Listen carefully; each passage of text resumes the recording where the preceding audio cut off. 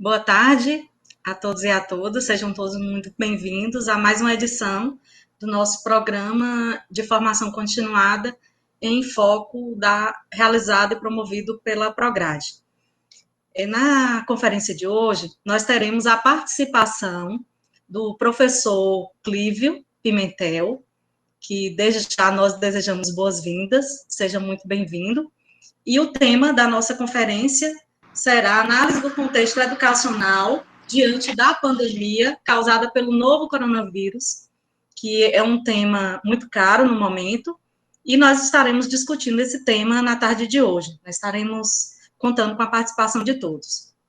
Para início, nós vamos estar trazendo aqui uma introdução, acerca da crise de saúde causada pelo Covid, resultou no fechamento de escolas e universidades, afetando mais de 90% dos estudantes do mundo. Distúrbios ainda mais dramáticos pairam no horizonte.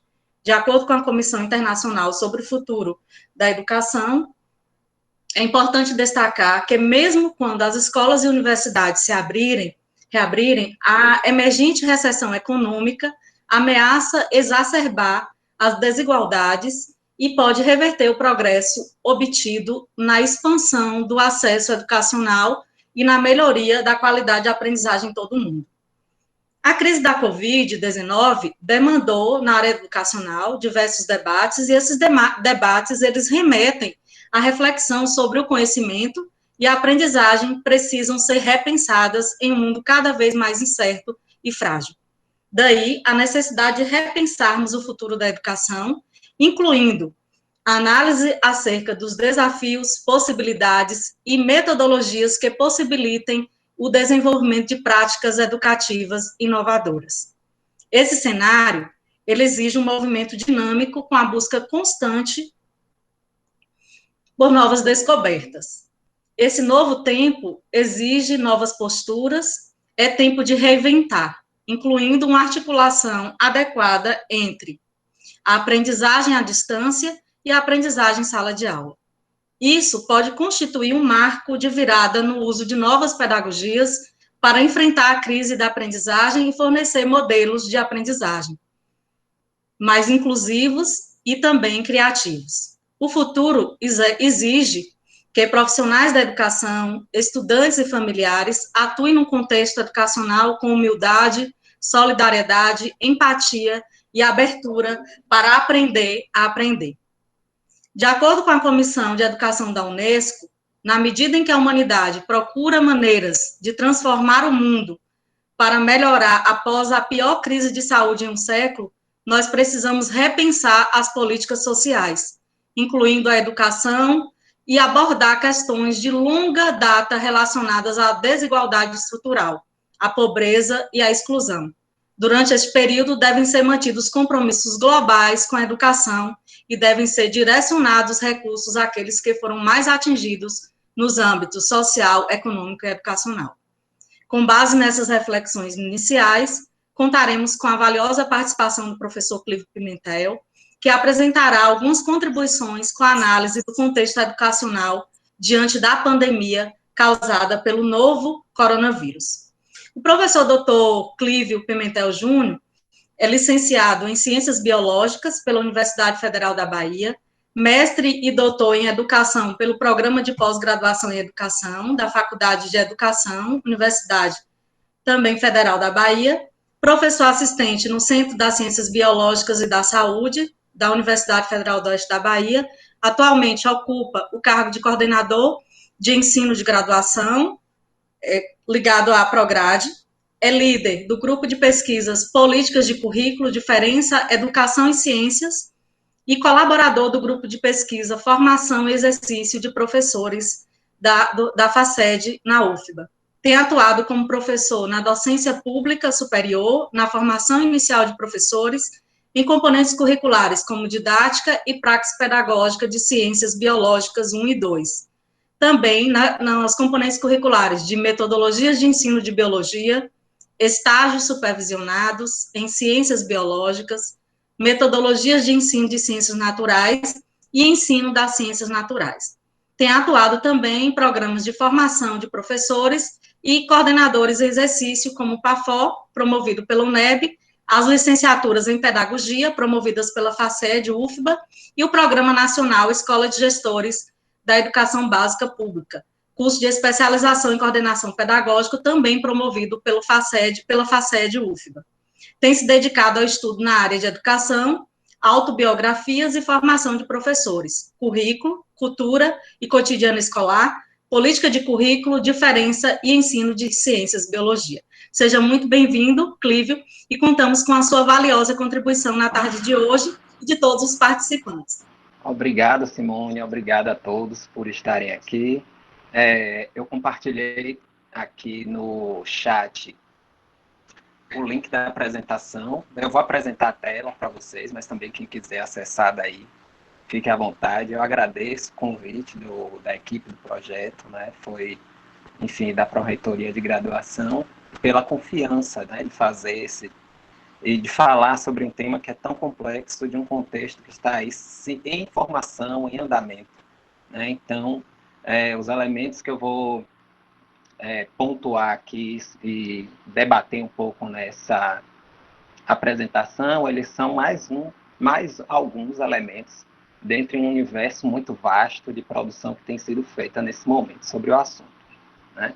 Bom, e antes de compartilhar a tela com vocês, que eu vou compartilhar a tela aqui de uma apresentação, eu explico basicamente como vai ser mais ou menos a minha fala, né? Estruturei para esse momento. Eu dividi ela em 4 grandes contextos, que eu chamo, né, de contexto, unidades contextuais. Primeiro, um contexto mundo, onde eu abordo, especificamente para trabalhar nesse contexto, um documento produzido pela Unesco, vai ter lá o link na apresentação para quem quiser depois acessar, com a Unesco em parceria com o Instituto Internacional para a Educação Superior na América Latina e no Caribe, né, que apresenta recomendações para o cenário pandemia e recomendações para o cenário também pós-pandêmico, né, pós alta taxa de transmissão. Em seguida, vou para um contexto mais, nesse contexto ainda, melhor dizendo, no contexto mundo, eu abordo também algumas discussões pedagógicas que estão acontecendo sobre a qualidade da educação, né, algumas disputas narrativas que estão acontecendo em torno do que significa a qualidade da educação nesse momento. E, em seguida, para a segunda unidade que eu falo, contexto Brasil. Então, nessa segunda unidade, eu já vou trazer tudo que eu abordar nesse contexto anterior, vale também para o Brasil, porque as discussões estão ocorrendo no mundo como um todo, né? Então, no contexto Brasil, eu já mudo um pouco o direcionamento e eu passo a abordar alguns dados sobre o funcionamento de escolas, das universidades. Eu trago também dados sobre a pesquisa TIC Domicílios, desenvolvida pelo Centro Regional, e que traz diversos elementos para a gente pensar sobre a inclusão digital, né, das pessoas e principalmente da população brasileira. Em seguida, eu vou também para um contexto Nordeste, em que eu trago dados mais refinados sobre a situação da inclusão digital dessas pessoas, desses contextos. E, por último, passo para o contexto Bahia, né, em que apresenta algumas ações, tanto educacionais como de enfrentamento da Covid-19, para a gente pensar o que é que já está sendo feito e o que é que pode vir a ser feito, né? E termino também com algumas provocações para a gente pensar e discutir juntos. Então, diante dessa explicação, eu vou compartilhar aqui a tela com vocês, peço só um minutinho para que vocês visualizem a apresentação. Então, vamos lá, né? A minha abordagem, como eu falei, ela vai trabalhar dentro dessas 4 unidades, mas antes de começarmos a falar do que são esses contextos especificamente, eu trouxe uma discussão aqui para a gente pensar a própria definição de contexto, né? Acho que é interessante a gente pensar isso nesse momento.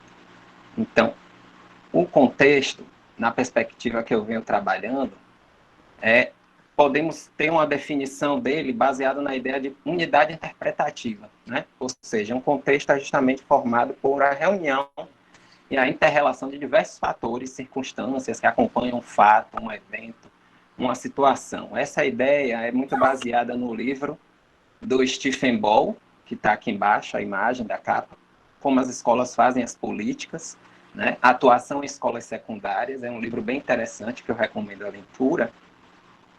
E Ball vai trazer a ideia de que a interpretação ela não cria, ela também cria o contexto, da mesma forma que o contexto, a partir de suas materialidades, de suas culturas, dos seus dados factuais, também antecede a própria interpretação. Então, é um processo complexo que envolve a interpretação de quem está reunindo elementos para explicar uma determinada situação, como também elementos factuais, culturas profissionais e tudo mais que antecedem também a interpretação do intérprete. Então, continuando com Ball, ele diz que o contexto ele é uma força ativa, né? Ele forma, ele participa, determinando, e muitas vezes o que acontece ou o que pode acontecer, né? Ele é mais que um pano de fundo sobre o qual a gente opera políticas. E aí ele traz diversas questões que falam que o contexto pode ser formado por diversos aspectos em relação à inserção e situação de uma determinada instituição, como, por exemplo, a sua história, a sua localidade, o histórico de matrículas, quem são esses sujeitos. Então, tudo isso diz respeito a isso. Os contextos materiais, que são aquilo que as instituições, e aí pensamos aqui, né, as instituições educativas dispõem de recursos para operar determinadas políticas, contextos externos que diz respeito a como aquela instituição está articulada politicamente em sua região, e culturas profissionais que também dizem respeito ao modo como as pessoas se comportam naquele contexto. Então, suas culturas de ensino, suas culturas de aprendizagem, suas culturas de atuação profissional. Então, como os sujeitos trabalham nesses contextos, né? Então, diante disso, né, achei interessante trazer essa ideia de contexto de Ball, porque a gente está vivendo um contexto de ansiedades generalizadas muito grandes, né? Em algumas localidades a gente vê que muitas políticas, principalmente nesse momento da pandemia, estão sendo colocadas em curso como políticas de ensino remoto, como política da educação à distância, né? E o que eu acho que uma abordagem contextual como essa, que Ball nos provoca a pensar, chama a atenção, é justamente e reivindica, é justamente a gente parar para pensar, né, a necessidade de levar o contexto social, cultural, profissional no qual estamos inseridos a sério, né? Então, o que essa abordagem ela traz é justamente que a ideia de que não há como operar qualquer política em qualquer contexto. Ou seja, não há resposta única, técnica e qualquer e política para todo e qualquer contexto, né? Porque os contextos são formados por situações de inserção, materiais, profissionais e culturais muito específicas. Então, o que ele reivindica é para a gente justamente buscar conhecer o contexto, né, no qual nós estamos inseridos, antes de pensarmos em colocar em curso qualquer tipo de política, porque no momento em que a gente busca entender esse contexto, a gente vai entender as condições materiais concretas com as quais a gente vai estar a lidar e a gente vai ter que lidar quando a gente coloca alguma política em curso. Então, eu acho essa abordagem ela é muito interessante porque ela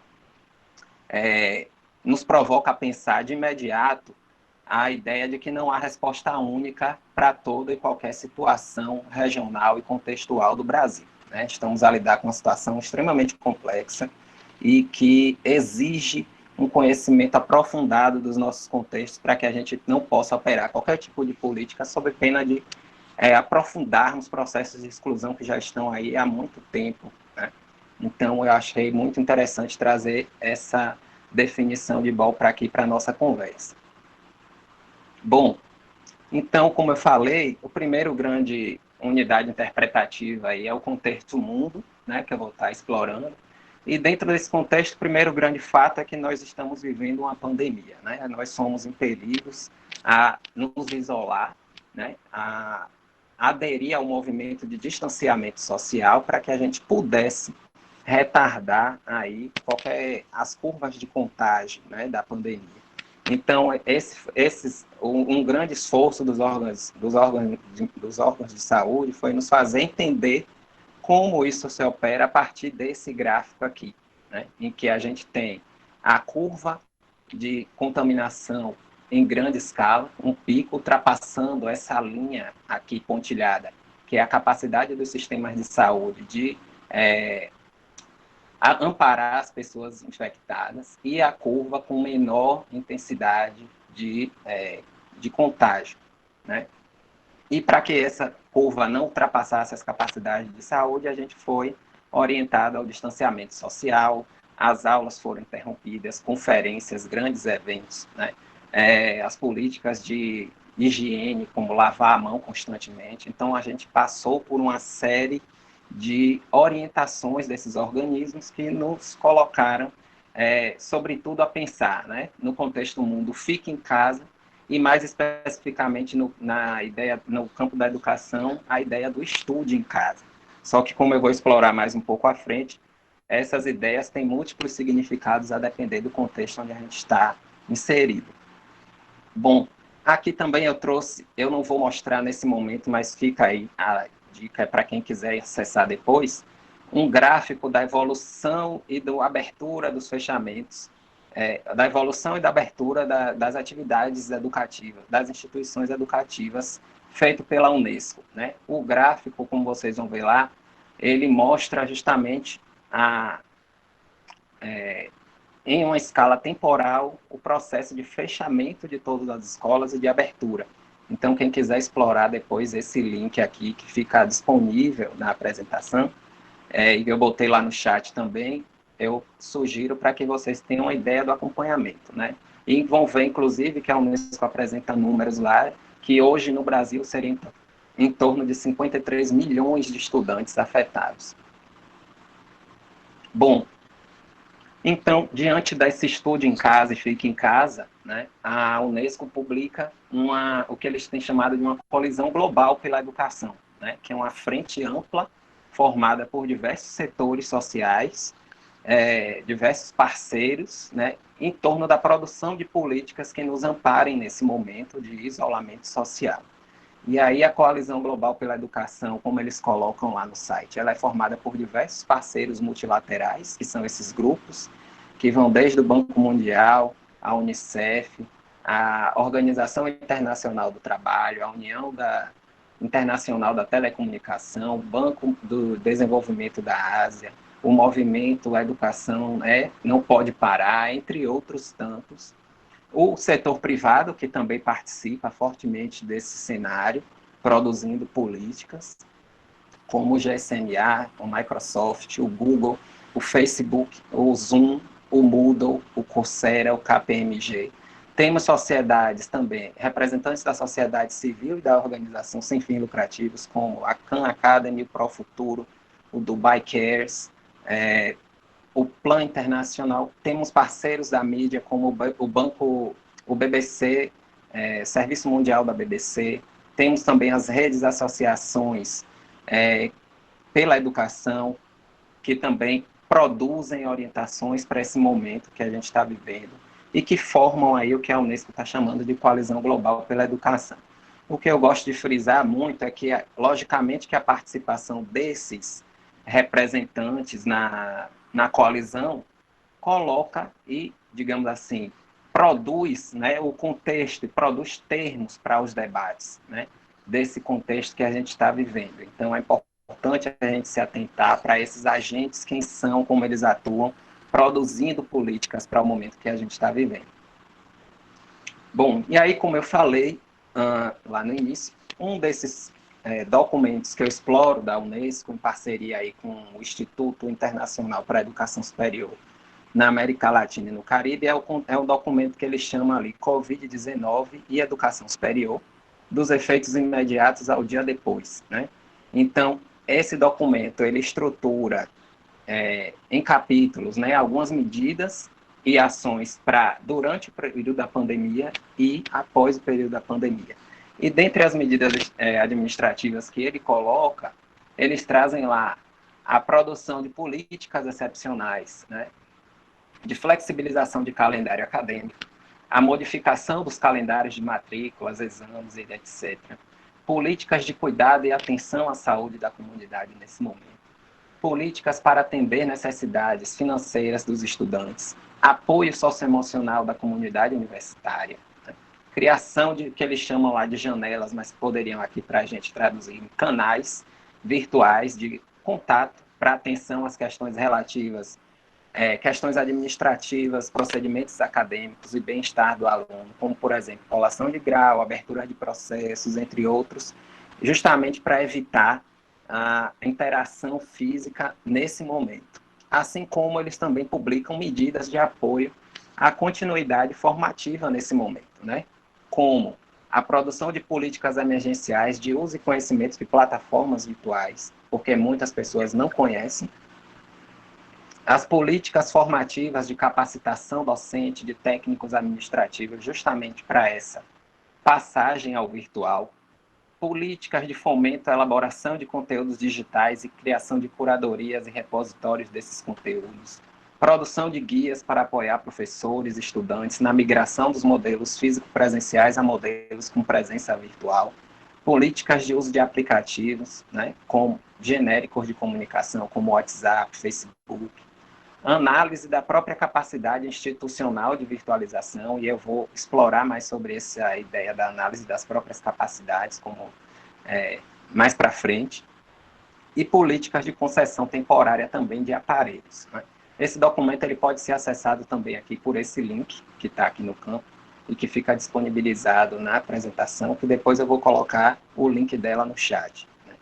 Então, essas medidas e ações durante a pandemia produzida pela Unesco em parceria aí com a IESAL, foram justamente no sentido de buscar, né, formas de manter o vínculo dos estudantes com as universidades e institutos de educação superior, justamente para evitar o grande movimento de evasão que foi observado em alguns contextos, né? E você vê que as políticas são todas baseadas na interação remota, né? Que não colocaria em risco aí as pessoas através de deslocamentos presenciais.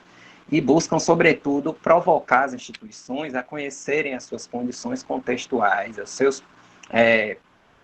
suas capacidades internas para atender a esse tipo de orientação. Como eu falei, são orientações internacionais que precisam ser adequadas a cada situação. Bom, lá no documento também tem outro capítulo que eles chamam, que é o Preparando-se para o Dia Depois, e que traz aí alguns princípios básicos, né?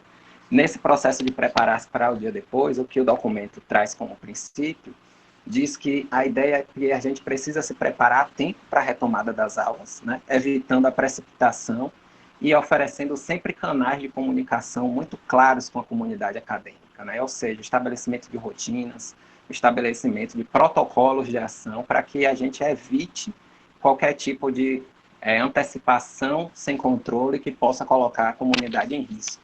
Da mesma forma que o princípio também da equidade, da inclusão, também é posto no documento, né? Quando eles falam que a retomada das atividades ela também deve ser vista como uma oportunidade para a gente repensar os modelos de educação pautados na presença e aproveitarmos toda essa possível experiência que eles dizem, porque eles não imaginam que não possa não estar acontecendo em todo e qualquer contexto, mas eles falam de uma possível experiência que possa estar ocorrendo com o uso das tecnologias mais intenso nos espaços e tempos educacionais, né? Sempre prestando atenção à equidade e à inclusão, como eles colocam. Então, são dois grandes princípios básicos, e dentro desses princípios, eles também trazem algumas orientações, né, para a gestão dos processos formativos no momento da pandemia. Como, por exemplo, fornecer um gabinete de crise cujo foco esteja principalmente na continuidade, na equidade, né, incorporando elementos técnicos, pedagógicos, mas também a voz dos atores principais, monitorar e fazer acompanhamento diário das necessidades que em cada caso venham a surgir, dar prioridade a problemas relacionados à falta de equipamento, falta de conectividade, na medida do possível, também oferecendo serviços e aplicativos para telefones celulares, garantir que os alunos tenham listas de apoio, linhas de apoio constantes por telefone online, não só os alunos, eu acrescentaria aí, mas toda a comunidade, porque estão todos sujeitos, né, Projetar medidas pedagógicas para avaliar formativamente, gerar mecanismos de apoio de aprendizagem dos alunos desfavorecidos, com tutoria individualizada, grupos reduzidos de aprendizagem, escolas de estudos específicos, né, que ofereçam seminários compensatórios para esses estudantes. Documentar mudanças pedagógicas que possivelmente estão sendo introduzidas e seus impactos na aprendizagem. Aprender também com erros, né, nesse processo de escalar as instituições, que eles chamam de uma escalada da virtualização e a digitalização, né, provocando a gente a pensar sobre a hibridização dessas tecnologias no ensino e a aprendizagem ubíqua, que é um conceito que eles também exploram, que diz respeito muito à instantaneidade do acesso à informação e à aprendizagem que acontece a partir dessa instantaneidade que os estudantes têm, né, e que muitos deles têm quando buscam e rapidamente conectam a informação que eles estão ali precisando em um dado momento. Promover também reflexões internas sobre a renovação dos modelos de ensino-aprendizagem, com oficinas constantes de inovação pedagógica docente, a recepção também dos alunos no momento em que a gente retorna, né, desse período, com menos foco no conteúdo curricular e mais foco na atenção e na saúde, né, porque muitas vezes a gente não sabe quais são os impactos psicossociais que a gente vai estar enfrentando, todos nós, não só os alunos, no pós-pandemia, né? Ou seja, e aí eu até pensei, né? A ideia seria muito menos a gente dizer, ó, gente, depois de meses, a gente falar, como a gente viu na última aula. Não, a ideia não é essa, né? A ideia é justamente mais escutar, né? Criar rodas de conversa, rodas de experiência, para entender como as pessoas passaram por esse momento que está sendo impactante para todos nós. Então, no contexto da Unesco e das políticas internacionais, a gente tem aí esses dois grandes princípios e dois grandes momentos que eles distinguem para orientar as instituições de educação superior a produzirem políticas no sentido de manter os vínculos institucionais com os estudantes. Bom, e aí a gente passa para uma discussão que eu venho acompanhando, né, em grandes fóruns de discussão, que é justamente diante de todas essas orientações políticas internacionais sobre a virtualização do ensino, né, a gente também percebe que existem discussões e disputas sobre a significação da qualidade dos processos educacionais nesse momento, né? E aí, para fins apenas de ilustração, eu classifiquei essa disputa entre os que poderiam ser classificados como favoráveis ao novo normal e à inovação e a essa digitalização, e através aí da figurinha que está aí à esquerda, que vocês podem ver, de um computador, né, ali alguns braços e o sujeito interagindo com as tecnologias. E, por outro lado, eu escolhi um símbolo que surgiu aí muito nesses tempos, que é uma reprodução, uma analogia de uma obra de René Magritte, né? A obra original tem ali, ao invés de um notebook, no lado direito, um cachimbo, e a frase é: isso não é uma escola. E no contexto original da obra tem: isso não é um cachimbo. Então, esse foi um meme que surgiu aí na internet recentemente, que provoca a gente a pensar que o notebook ele não é uma escola, né? Então, são pessoas que têm tido mais cautela com esse processo de inovação e que eu percebi que sempre defendem que a gente nunca viveu um normal, então não teria um novo normal. O processo é de anormalidade constante, e estão mais cautelosos quanto a esse processo de inovação e mais ligados aos aspectos tradicionais da educação. Então, uma primeira coisa que eu queria ressalvar aí, eu acho que é importante, é que classificar é um processo complexo. Né? Classificar os debates nesses moldes produz sempre algum empobrecimento do cenário. Por quê? O que eu observei? De um lado, a preocupação, do lado dos inovadores, a preocupação com equidade e com inclusão, da mesma forma que do lado do que eu estou chamando ali do grupo da tradição, também a preocupação com a recriação de experiências educacionais. Então, quero dizer que essa é só uma forma de eu trazer aqui os elementos pedagógicos das discussões, sem querer fixar sujeitos a posições específicas, como se suas ideias fossem fixas no tempo e no espaço. Né? Esse é uma ressalva que eu gosto de fazer, porque é um cuidado. constante com o tratamento das posições que os sujeitos assumem nessas discussões. Embora a gente precise, em algum momento, caracterizar essas demandas e essas posições na arena política aí, que está disputando a qualidade dos processos educativos. Bom, e aí eu trago do grupo dos inovadores, que eu estou chamando aí, os principais aspectos, né, destacados que vêm surgindo no debate, né? Então, muitos pesquisadores, por exemplo, das TICs, eles vêm reivindicando que as instituições já vêm sendo convocadas por eles há muito tempo para pensar suas práticas de ensino baseada no uso das TICs, então é um tempo que a gente perdeu, né? E que agora, de certa forma, nos assujeita a políticas internacionais a diversas orientações externas que não aquelas produzidas nas pesquisas. Não se pode perder de vista também, segundo essas discussões, que a gente está a falar sobre condições excepcionais, né, e emergenciais de ensino, e que não há retorno ao normal, ou seja, não há retorno no período pós-pandemia, é o que a gente vai, é como se houvesse um apagamento de toda essa experiência e de toda a possibilidade de risco, né? Esse novo normal não vai existir.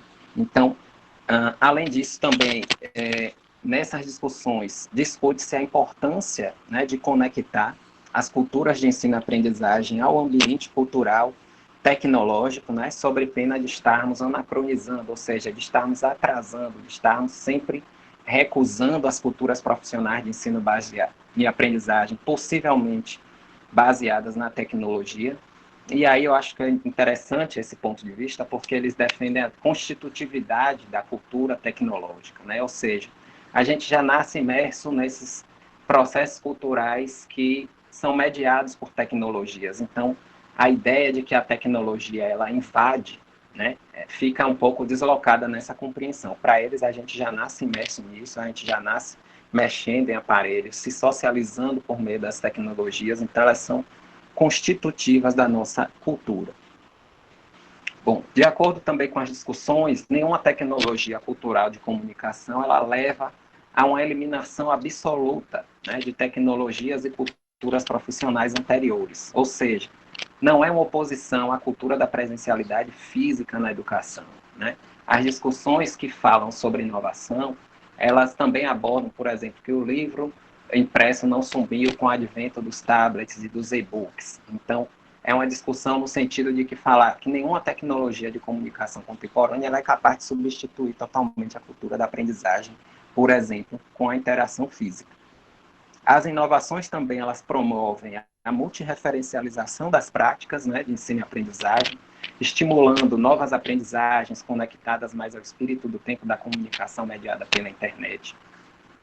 A qualidade também desses processos educativos não está fundamentalmente ligada a uma interação com a presença física, também há qualidade nos processos educativos com presença virtual, mediada pelas TICs, ou seja, a ideia é a gente sair dessa oposição, né? Se não é presença física, é virtual, e dessa comparação que acaba descaracterizando e acaba empobrecendo um pouco o debate, na medida que a gente não busca compreender quais são as qualidades específicas, né, das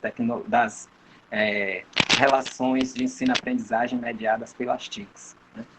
Compreender também a aprendizagem das TICs não apenas como um meio nesse momento, mas também como um fim, né, podendo ser aproveitadas para cômputo de carga horária, embora as discussões frisem, né, também que esse tipo de aprendizagem não está previsto nos conteúdos curriculares de projetos pedagógicos de curso, ainda assim a gente está vivendo um momento de excepcionalidade. Então, a gente precisa levar em conta que a própria aprendizagem para estar no ambiente virtual é um tipo de aprendizagem e não apenas um meio para a gente fazer o ensino. Optar também por não ofertar, e aí eu acho que é uma constatação muito interessante, por não ofertar atividade de ensino ou qualquer atividade formativa também acarreta risco de aprofundar desigualdades entre estudantes, principalmente desigualdades externas, quando a gente vê outras instituições implementando políticas no sentido de manter e manutenção do vínculo com o seu público estudantil. Bom, ainda nesse aspecto do debate, né, muitas constatações produzidas aí no que os inovadores vêm defendendo dizem respeito a prejuízos de aprendizagem que vão possivelmente ocorrer em contexto pandêmico, e isso é, em alguma medida, inevitável, ou seja, né, a gente precisa analisar a excepcionalidade do momento e não culpar a perda de qualidade promovida pelas TICs. Né? Elas têm um processo de qualidade que é específico delas, e a perda dos momentos são perdas que estamos a viver justamente pelo fato de estarmos vivendo um contexto pandêmico em que as pessoas estão tendo que se preocupar com estudar, com manutenção dos seus vínculos e, ao mesmo tempo, preocupadas em não serem infectadas. Né? Então, o contexto pandêmico ele promove muito mais perdas do que possivelmente as TICs, né? No que significa a qualidade do processo educativo de acordo com esses debates. Cada uma também das formas de ensino e aprendizagem apresenta limites e potencialidades pedagógicas próprias, né? Ou seja, aquilo que eu já vinha frisando aqui já é derivação das discussões anteriores. Né? Convém entender justamente a especificidade da qualidade desses processos. As discussões também buscam orientar as instituições a aproveitar o momento, com todas as ressalvas aí, lógico, para estimular a experimentação, né? E a experimentação a gente diz que é uma ação mais desregulada, né? Que não fica no momento esperando políticas, mas vamos experimentar o ambiente virtual, né? Vamos fazer contatos mais próximos com os sujeitos, vamos aprender. E aí, você está fazendo o quê? O que é que eu estou fazendo? Vamos tentar manter um contato, vamos experimentar esse aplicativo para ver se ele funciona. Então, as discussões também buscam provocar a gente a pensar nesse sentido, para que a gente também aprenda como trabalhar essa cultura, como trabalhar essa virtualização, essa cultura digital, independente do que, e não ficarmos apenas atados esperando as orientações políticas externas endereçadas às instituições. Né?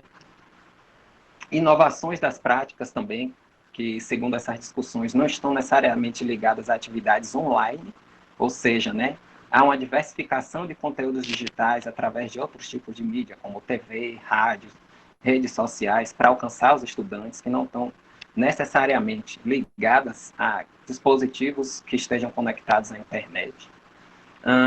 Uma das questões também que surgem nos debates é que soluções conservadoras, conteudistas, e aí eu faço uma ressalva aí para explicar o que é isso, né? Isto é, são aquelas que conectam de modo absoluto a mediação pedagógica à presença física, seja pela questão da presença, seja pela questão do tratamento do conteúdo, ou seja pela questão do ritual da sala de aula física, não são saídas interessantes que esses debates vêm defendendo no momento. Né? Ou seja, é preciso pensar também no empobrecimento que esse tipo de solução e esse tipo de conteudista que se chama coloca no horizonte das possibilidades de ação. Né? E, por fim, ali, a ideia das narrativas, né, essencialistas sobre a viabilidade da mediação pedagógica exclusivamente com presença física, ou seja, só a educação enquanto presença física. Né? Como ficam nossas verdades aí nesses momentos em que a gente está vendo processos educativos e as próprias iniciativas de educação à distância já vêm demonstrando, né, historicamente. Do outro polo, digamos assim, desse debate, nós temos também diversas ressalvas a essas discussões, que vão aí nos mostrar diversas nuances desses debates. Né? Então, primeiro, é preciso a gente atentar para a precarização das relações educativas, na tentativa de levar a qualquer custo as atividades de ensino, ou seja, que ficarmos atentos a uma possível expansão invasiva das tecnologias e como elas podem precarizar as nossas relações, sem uma preparação também adequada dos professores e uma gestão adequada desses processos. Isso pode acarretar uma sobrecarga para todos os envolvidos em qualquer processo educativo, né? Em qualquer âmbito nacional, local, regional. Então, essa é uma ressalva também extremamente importante. A qualidade também dos processos educativos, de acordo com esses debates, com mediação pedagógica envolvendo a presença física, é um dado que também já está aí, geohistoricamente verificado e ratificado nas práticas educativas. Né? As desigualdades de acesso entre os estudantes no que diz respeito às soluções apresentadas, baseadas exclusivamente na internet, são perigosas no sentido de possivelmente aprofundar em desigualdades. Também precisa ser observado os interesses corporativos dos agentes privados que vêm produzindo políticas, digamos assim, com termos já, digamos, pré-definidos sobre a digitalização e a virtualização das instituições educativas, né? Então, e também a virtualização, ela não pode ser o início do fim da vida do estudante, né? Então, assim, a virtualização, embora a gente saiba que possivelmente é um processo, uma saída nesse momento, que as discussões aí colocam é que ela não pode ser o fim da vida estudantil, no sentido de que muitas aprendizagens, elas emergem da convivência dos sujeitos e dos estudantes na própria interação física, nos espaços e tempos da universidade. Então, esse processo diminui significativamente a socialização física e, consequentemente, aprofundaria aí um fim, né, do que se chama da vida estudantil e das convivências, efervescências e tudo mais, quando os estudantes estão juntos, né, nos espaços. Bom, além disso, temos outras questões que dizem respeito às condições domiciliares, né, de estudo e de trabalho que precisam ser garantidas, sob pena de jogar para os estudantes e para os trabalhadores da educação a responsabilidade pelos meios, né, de fazer esses estudos e condições de trabalho, o que geralmente são contrapartidas das próprias instituições das quais nós estamos vinculados, né? Existem também muitas ressalvas sobre a inundação que os estudantes possivelmente podem sofrer com esse processo, na medida em que diversas atividades domiciliares, com lições de casa e necessidade de, às vezes, amparo familiar, podem provocar aí uma precarização das relações educativas. Existem também não só aqueles que têm oportunidade de acesso, como também os que necessitam do letramento digital, ou seja, são questões que reivindicam não só que as condições de acesso significam levar adiante, mas que também precisamos dar conta de letrar, digamos assim, as pessoas para estarem online, navegarem no cyberespaço, porque muita gente não conhece esse espaço, não está familiarizado com os seus meios. Bom, educar remotamente também nesse contexto, se é que seja possível, exige que seja feita na medida do possível, né, atendendo às especificidades institucionais, com atenção integrada aí aos envolvidos, contemplando desde aspectos relativos ao ensino e aprendizagem, até aspectos socioemocionais, né, relativos às condições individuais e coletivas para o ensino e para o estudo. Muitas discussões também defendem a inviabilidade da virtualização de todo o currículo, né, para a condição online, ou seja, muito do aprendizado experiencial seria perdido nesse processo experiencial, no sentido de troca, de estar com o outro, né, em sala de aula, nas relações educativas. E é hora também de fazermos eco na luta política pela inclusão digital da comunidade, de acordo com essas discussões. Ou seja, né, uma vez que as condições de trabalho elas já não dão mais conta de serem apenas a assistências prioritárias aí voltadas à alimentação, moradia, por exemplo, dos estudantes, a gente precisa também garantir que agora a gente necessita da inclusão digital das pessoas para que a gente consiga fazer uma educação minimamente de qualidade aí durante esse período. Então, desse cenário de disputa e narrativa pela significação da qualidade da educação, repito, com todas as ressalvas do que significa classificar, né, as falas e os posicionamentos dos sujeitos a partir dessas discussões, das orientações que vêm acontecendo, tem apontado duas questões muito comuns, né? Primeiro, que é inviável voltar agora ao ensino com presença física nesse momento que a gente está passando, e agora no Brasil a gente vê que não só as grandes capitais e centros, mas os interiores estão só tendo aumento no número de casos, né? Então a curva só cresce, e também precisamos discutir a inclusão digital, a infra-exclusão e os excluídos digitais, ou seja, precisamos entender qual é o impacto que leva na qualidade da educação e na possibilidade de participar dela, quando a gente decide e opta por uma política de ensino remoto e quem vai poder participar dela e quando, né? O que leva a gente a pensar aí sobre não só a infra-exclusão, ou seja, a ausência de igualdade social, de oportunidade de acesso, né, como também os próprios excluídos digitais, que muitas vezes os conceitos trazem, que é a ausência de pessoas com habilidade para estar online, ou seja, com conhecimento para transitar no cyberespaço de forma adequada para esse processo. Bom, e aí as discussões nesse contexto têm levado muita gente a perceber que os múltiplos significados e as implicações educacionais do que é estar em casa, do que é estudar em casa, e do que é a hashtag lá também, que é comum acontecer agora, a escola continua, né? E aí eu trouxe duas charges aqui para a gente pensar sobre esse momento. Uma charge que mostra condições domiciliares muito desiguais, né? Na primeira charge, na de cima, e um abismo aqui metafórico, não à toa, para mostrar que enquanto uns têm condições e qualidades domiciliares com diversos cômodos e diversos lugares que possivelmente podem se transformar em locais de estudo, outros muitas vezes dividem um ou dois cômodos com a família inteira, né? Então, os debates têm muito girado em torno sobre a qualidade da vida em confinamento, né, e se ela permite a aprendizagem, as condições biopsicossociais, as condições domiciliares de estudo e as condições de atuação profissional dos sujeitos que também precisarão implementar, né, essas atividades.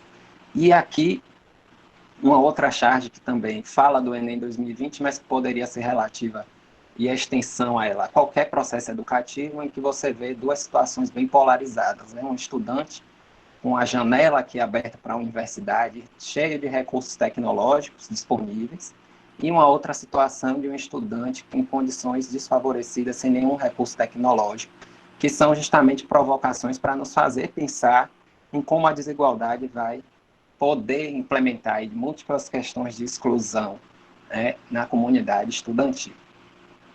E aí as discussões são também sobre as condições de acesso da comunidade, a desigualdade entre currículos on e offline, ou seja, inclusive passou uma matéria até no Jornal Nacional sobre isso recentemente, né? A possibilidade de estudantes estarem, alguns deles, né, interagir com professores, enquanto que outros possivelmente teriam soluções mais massificadas, né? O que leva também à desigualdade entre soluções síncronas e assíncronas, ou seja, a desigualdade entre uma solução que é a gente está aqui todos unidos agora e reunidos para discutir esse debate, e o que é as pessoas assistirem posteriormente, vamos supor, alguém, e não ter a possibilidade de participar desse fórum de discussões. Então, existem também desigualdades curriculares nesse processo de interação temporal das soluções remotas, né? E a desigualdade entre as características técnicas dos recursos de tecnologias digitais da informação e da comunicação, que é o último item que eu coloquei ali. Ou seja, muitos aplicativos, muitos celulares não funcionam. Os recursos não são adequados àquele aparelho, porque ele possivelmente não é o aparelho mais atual daquela linha do tempo daquele tipo de aparelho. Então, esse tipo de dificuldade também põe uma série de restrições de acesso às ações educativas nesse momento. Bom, aqui eu trago, no contexto, já passando para o contexto Brasil, não vou explorar muito detidamente essa situação, mas são situações da educação básica no Brasil como um todo, né? Esses são dados da Unesco e fornecidos pelo MEC, pelos conselhos pelo Conselho de Secretários de Educação, e a atualização deles é de 16 de abril, ou seja, muitos lugares essas informações já estão descontextualizadas. Mas o que eu gosto de destacar, né, é que em cada região, esses dados foram trazidos sobre o fechamento ou não, se a educação à distância foi implementada e a alimentação. Então, em muitos estados, ainda não há nem informações sobre o processo de implementação ou não de educação à distância. Muitos deles também não houve a distribuição da merenda escolar e muitos permanecem fechados, né? Então, geralmente as secretarias vêm prorrogando em determinado intervalo de tempo os seus períodos, se vai abrir ou não, ou se vai suspender a manutenção, se vai manter a suspensão das aulas ou não, né? E isso tem diversificado regionalmente muitas condições em cada região do país, né? Aqui na nossa região, nós temos um grande processo também de fechamento das escolas, algumas também já adotaram, né? E quem possivelmente souber de orientações mais atuais, por favor, depois a gente discute ali no chat, ou se quiser já pode registrar. Mas veja que muito das orientações sobre distribuição de alimentação, por exemplo, não estão acontecendo, a educação à distância, em alguns casos, não estão sendo implementadas, ou se implementadas, são através de soluções massivas, né, o que as discussões já colocam que pode acarretar um grande prejuízo pelo fato dos sujeitos não estarem interagindo com seus professores, né, não terem o recurso de tirar dúvida, não terem o recurso da interação. Então, essas são as condições aqui da região, né? Então, em muitas delas, as kits alimentares, alguns vêm sendo distribuídos, outros não, o que nos faz pensar sobre também as condições que os sujeitos estão tendo para fazer esses estudos domiciliares em casa e em detrimento de outros, né, que possivelmente têm esses recursos e independem dessas políticas das escolas. Então, não vou me deter muito aqui para não me alongar demais na apresentação, mas depois fica disponível para quem quiser olhar na apresentação. Bom, e aí, uma grande questão que tem surgido, né, no contexto do Brasil, é que sobre as condições de acesso, já que o debate está todo voltado para a questão da virtualização e do ensino remoto como única possibilidade de manutenção das relações educativas, a gente precisa pensar o que fazer, né? E aí, muito desses debates tem mostrado que aproximadamente 53 milhões de estudantes, e aí são dados da Unesco, estão sendo afetados. E aí nós temos duas grandes resoluções aqui, né? A portaria do MEC, que foi publicada em 17 de março de 2020, orientando as instituições a aderirem à substituição das atividades presenciais por atividades remotas, e o parecer do CNE, que eu também busco explorar agora com vocês, né? Em 14 de maio, nós temos aí a constatação de que apenas 6 das 69 universidades federais adotaram o ensino à distância após a paralisação da Covid. Como são dados de 14 de maio, possivelmente podem estar desatualizados, mas que nos faz pensar, e eu trouxe justamente por isso, naquilo que a nota da Andifes coloca, né, da nossa ausência de tradição para a digitalização e virtualização das práticas, e o desafio que muitas universidades federais vão enfrentar nesse processo, né? Ou seja, não é do dia para a noite, não é no estalar, né, dos dedos, ou através de qualquer tipo de resolução, que a gente vai conseguir as condições, como falei lá no início, né, materiais, culturais, concretas para conseguir levar à frente esse tipo de política. Bom, o parecer do CNE, ele traz também algumas recomendações, né? Como, por exemplo, a adoção de substituição de aulas presenciais por aulas não presenciais, né? Adotar a substituição de atividades presenciais também relativas à avaliação, processo seletivo, TCC, aulas de laboratórios, por atividades não presenciais, considerando aí a mediação tecnológica, o modelo dessas tecnologias, adequado à infraestruturas e às interações, regulamentar atividades complementares de extensão e o TCC. Então, essas são todas as orientações relativas ao momento da pandemia, né? E voltadas para a educação superior. O CNE também orienta a organizar o funcionamento dos laboratórios e atividades preponderantemente práticas em conformidade com a realidade local, adotar atividades não presenciais de práticas, estágios, especialmente os cursos de licenciaturas, né, extensíveis também a cursos de ciências sociais aplicadas, e onde couber de outras áreas, informando as séries que a Secretaria de Regulação, né, da Educação Superior, ou ao órgão de regulação do sistema de ensino ao qual o IES está vinculado, os cursos, disciplinas, etapas e metodologias adotadas. Inclusive, um fato curioso é que a SERES enviou às instituições educativas uma orientação para não aderir a atividades práticas e estágios à distância, né? O que gerou um debate sobre se essa secretaria é o órgão se é esse órgão da secretaria que compete a orientação ou não das atividades institucionais nas instituições de educação superior. Então, também não vou me detalhar muito em todas as orientações do parecer do CNE, porque são vastas e todas relativas à flexibilização, né, das atividades da forma presencial para a forma remota, a adoção de regimes domiciliares, né, oferta de atividades tanto online, síncronas como assíncronas, ou seja, com interação ali dispersa em termos geográficos, mas juntos em termos de tempo, e assíncronas com aquela dispersão no tempo e no espaço. Então, a forma de diversificação também, utilizando mídias de longo alcance como WhatsApp, Facebook, Instagram, todas as recomendações no sentido de pensarmos e viabilizarmos processos educacionais remotos. Bom, existem também no parecer do CNE indicações para o retorno às aulas, né? E aí, dessas recomendações, eu quero considerar e frisar aqui essa recomendação da continuidade em menor escala de contágio, né? E manter no encerramento da quarentena atividades não presenciais em conjunto com as presenciais, mantendo um retorno paulatino à presencialidade de 25%, 75% e 100%, distribuídos durante o resto do ano letivo. Ou seja, são orientações que nos fazem pensar que, de fato, não poderemos, né, no momento que estivermos retornando às nossas atividades presenciais, sobrecarregar essa interação, porque possivelmente isso eleva as taxas de infecção, possivelmente isso pode provocar um novo ciclo de infecções dentro das instituições de educação superior, por onde circulam muitos estudantes ao mesmo tempo, no mesmo dia, e também na educação básica, enfim.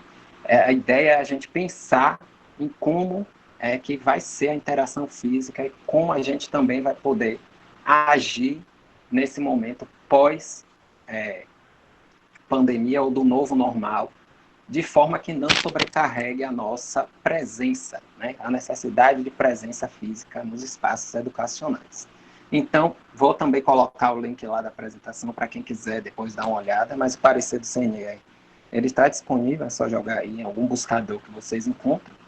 E a gente também tem o ato do Ministério da Educação homologando o parecer, mas ao mesmo tempo deixando de homologar o item 2.16 do parecer, que submete para reexame do Conselho Nacional, justamente porque fala sobre as práticas de avaliação nesse momento e não o parecer deixa, né, de homologar justamente essa parte do que o CNE leva em consideração para as atividades avaliativas. Então, o Ministério da Educação, se já está havendo desacordos aí, e a SERES também publica uma nota, por sua vez, recomendando que não sejam substituídas atividades práticas e estágio, a gente entende que está acontecendo uma grande confusão e que nem para os órgãos que a gente busca amparo, a gente tem qualquer tipo de orientação mais séria, né?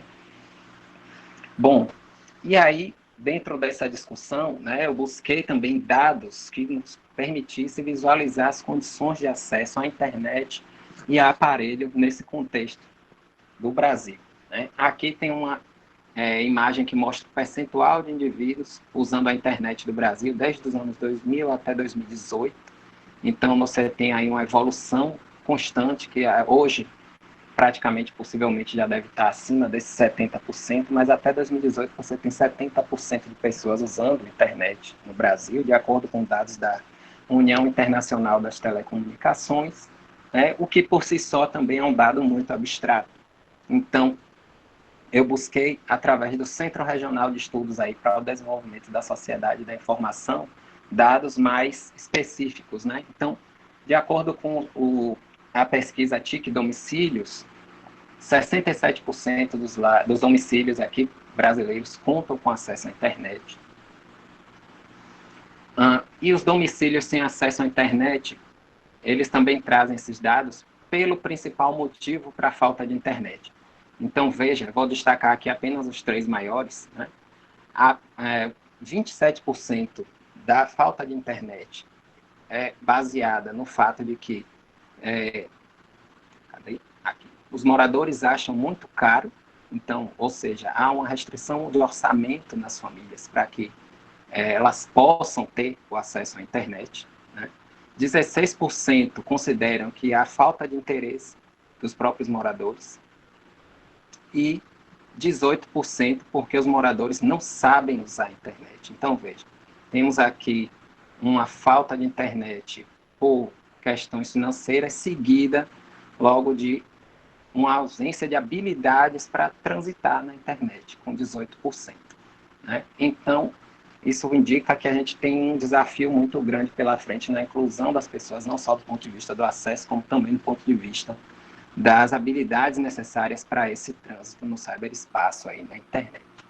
Essa pesquisa aqui, esse gráfico também mostra os domicílios que possuem equipamento. Então, veja que eu vou destacar aqui os três grandes, né? 96% tem televisão, seguido com 66%, 62% de rádio e 93% de telefone celular. Bom, além disso, busquei também os domicílios com computador por tipo de computador, né? Porque não adianta a gente buscar e dizer, a gente vai implementar uma política sem saber quais são as condições infraestruturais que os sujeitos apresentam em seus domicílios para acompanhar, né? E considerando também que os celulares, como no gráfico anterior mostrou, não são os únicos meios que a gente poderá ter no momento dos recursos, né? E que também não são meios muito viáveis, porque são dispositivos menores, né? Então, tentei buscar aqui os computadores de mesa, notebook e tablet. E a pesquisa mostra que não, nos domicílios brasileiros, apenas 55% deles contém computador de mesa, 65% notebook, tablet e 66%, né?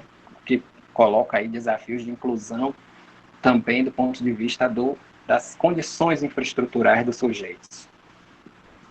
Bom, no contexto Nordeste, já trazendo mais dados aqui da nossa condição, quando a gente pesquisa os domicílios com computador, por tipo de computador, considerando computador de mesa, no Nordeste a gente está na faixa de 36% a 38% dos domicílios apenas com o computador de mesa. Se a gente vai para o tablet, que é um dispositivo um pouco menor, a gente tem 36% a 38% dos domicílios com esse tipo de recurso. E quando a gente vai também pesquisar os notebooks, a gente percebe que a gente está na faixa aí dos 57% aos 60% de domicílios com notebook disponível. Quando a gente coloca os domicílios com computador e internet ao mesmo tempo, nós temos uma situação ainda mais agravante que coloca a gente na faixa aí dos 26% aos 30%. E o Nordeste, quando eu lembro lá que você passa o cliquezinho, quem quiser acessar, os links também estão aí disponíveis depois. Nordeste especificamente com 27% de domicílios que tem a presença de computador e internet ao mesmo tempo. Né? Ou seja, desafios que nos interpelam a gente a pensar aí como seria essa educação remota com tanta gente sem condições de acompanhamento. Bom, para ir me encaminhando para o final, né, eu trouxe aqui um recorte do contexto Bahia. Nele eu não trago as percentuais de acesso, porque a pesquisa TIC Domicílios não aborda o estado, ela vai até regiões. Mas eu trouxe aqui para a gente pensar o que é que vem acontecendo, né, do ponto de vista das instituições, em termos de ações educacionais e de enfrente da Covid já implementadas. Né? E aí nós temos as instituições públicas com a suspensão de ensino de suas atividades de ensino, e esses são dados de até 23 de maio, então, se alguém souber de algum aí que tenha outras orientações que coloque aqui, mas até o momento eu não soube, né? E temos aqui as instituições de ensino superior baianas, né? E quais são as ações que vêm sendo promovidas? As grandes ações que vêm sendo promovidas e que são muito coerentes com a ideia do contexto que eu abordei lá em cima, né? Lá no início, são justamente as pesquisas institucionais sobre as condições de implementação de ensino remoto, né? Ou seja, acesso à internet da comunidade, as condições domiciliares, condições psicológicas, as habilidades dos sujeitos. Então, são pesquisas que justamente buscam conhecer as condições contextuais e a possibilidade de algum tipo de ação, tanto para o período pandemia como para o período pós-pandemia. né? Eu considero que esse tipo de ação são ações fundamentais, porque a gente vai estar a lidar com essas condições concretamente se a gente opta por qualquer tipo de política que venha, que venhamos a implementar ou não, né? A promoção de ações de saúde ligadas ao combate à Covid-19, promoção também de ações de vigilância epidemiológica e detecção de vírus, a promoção de ações solidárias de combate às implicações do distanciamento social, como distribuição de cesta básica, drive-thru solidário, ações de assistência estudantil, de auxílios emergenciais, a promoção de eventos, congressos, seminários, webinários online para público estudante, para a sociedade em geral, como essa própria iniciativa. Promoção também de webinários para discussões específicas sobre educação online, educação à distância, educação remota, justamente para fornecer subsídios conceituais e teóricos para esses momentos de debates, esse momento que estamos sendo impelidos a pensar sobre esse tipo de ensino, os prejuízos e as possibilidades que ele pode trazer às relações educativas e também para fundamentar tomadas de decisões quaisquer que sejam. Promoção também de formações virtuais que abordem conhecimentos humanísticos, ecológicos, ambientais, entre outros, para a compreensão do cenário que se vive, ou seja, ações que visem menos foco nos conteúdos curriculares e mais foco no momento e nos conhecimentos necessários para uma reflexão sofisticada daquilo que a gente está vivendo, né? Assistência psicológica, projetos de pesquisa e de pós-graduação que continuam em atividade, virtualização de projetos de extensão consolidados. Então, veja, é inviável, e é mais do que inviável, é injusto, né, a culpar e imaginar que as universidades e as instituições públicas de ensino superior elas estão paradas. Então, por isso que eu coloco aqui embaixo a hashtag não estamos parados, estamos fazendo muita coisa, né? Muita coisa em andamento. As atividades administrativas também, que não possivelmente não citei aqui, mas que estão a todo vapor também, justamente buscando conhecer a viabilidade dessas condições para qualquer tipo de política remota de ensino que venha a ampliar o nosso vínculo com o nosso grupo, né, e os nossos estudantes. Então, aqui eu também trago algumas posições dos reitores das universidades, né, notas públicas e posicionamentos destacados nas páginas de algumas instituições baianas. A UFBA, né, a UFBA em Movimento, foi publicada no dia 9/6, a UFSB também comunicando a continuidade das suas suspensões de atividade de ensino, a reitoria da UNEB, da UFRB, da Unilab, da Univasf, da UFOB, que também produziu posicionamento através de texto e também de vídeo. Então, tem diversas instituições baianas se posicionando e buscando provocar reflexão sobre esse momento com a sua comunidade, né? Evitando, sobretudo, medidas que possam expor os sujeitos a qualquer tipo de risco de vida. Bom, e aí, para finalizar, eu trouxe aqui algumas questões para a gente pensar, né? Em paralelo a tudo isso, algumas coisas permanecem. No cenário pandemia, trouxe aqui algumas questões para provocar a gente para um debate, que seriam elas, né? O que a gente pode continuar fazendo para ampliar a inclusão da nossa comunidade e das comunidades universitárias em atividades que fortaleçam um vínculo estudantil com as instituições, né? Com distanciamento, nesse cenário, com distanciamento físico e alta taxa de transmissão comunitária. Será que a implementação aí das metodologias remotas é capaz de alcançar os nossos objetivos formativos em nossos projetos pedagógicos, né? O que significa ser excluído e iletrado digital nesse contexto? Que processo formativo a gente estaria a praticar, né? Com que objetivo, para quem, quais são as suas especificidades, qual é o seu maior, qual a sua maior intuito, né, formativo nesse momento difícil de acesso às pessoas? Como garantir também a inclusão em instituições cuja própria política de criação é marcada pela ideia da ampliação do acesso e da permanência na educação superior para além dos grandes centros urbanos? O que continuar, né? E pensando aí também no cenário pós-pandemia. O que continuar fazendo para promover o ensino com segurança, sem expor as comunidades universitárias a cargas horárias extenuantes de reposição, né? Que possa colocar os sujeitos em risco à transmissão pela Covid-19 e à exposição à Covid-19. Então, são questões que eu trouxe do parecer do CNE e da própria nota da Andifes respondendo ao conselho no momento em que ele abriu para consulta suas orientações. Como garantir também a qualidade dos processos formativos após o retorno do distanciamento social, né? Eu acho que essa é uma questão importante, porque a gente vai lidar com impactos muito claros do ponto de vista biopsicossocial dos sujeitos. Quais são esses impactos, né? E como a gente vai estar a enfrentar isso? Então, essa é justamente questões aí essas são justamente questões que eu trago para a gente pensar, né? E diante de tudo isso, gente, uma coisa que eu gosto muito, né, de pensar assim é que a gente só diante de todas essas coisas que eu abordei, para mim tem algumas coisas claras, né? Precisamos ser mais contextuais e ser mais locais até em nossas decisões e mais coletivos e solidários, né? Eu acho que os anseios por respostas, eles estão aí, todas as pessoas estão buscando informações para que possam subsidiar qualquer tipo de decisão, né? Então, um diálogo pautado na transparência, na honestidade, né? É o que todos nós estamos buscando nesse momento de pandemia, baseado também nos nossos próprios conhecimentos institucionais, no nosso autoconhecimento, na nossa capacidade de ação nesse momento, né? A reinvenção desses espaços educativos é um fato que a gente possivelmente vai ter que enfrentar, né? E vai ser desafiante para todos nós, né? Eu acho que a pluralidade de ações que permitam o vínculo dos estudantes conosco nesse momento vai ser fundamental, né? E aí eu acho que é uma coisa que a gente precisa pensar, né? Que nenhuma alternativa vai ser simples, né?